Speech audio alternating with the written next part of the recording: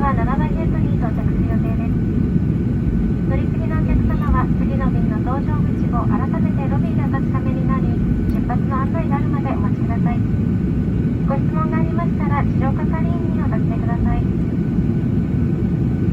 ターアライアンスメンバー ANA をご利用いただきましてありがとうございました。皆様の次のご搭乗を乗務員と心よ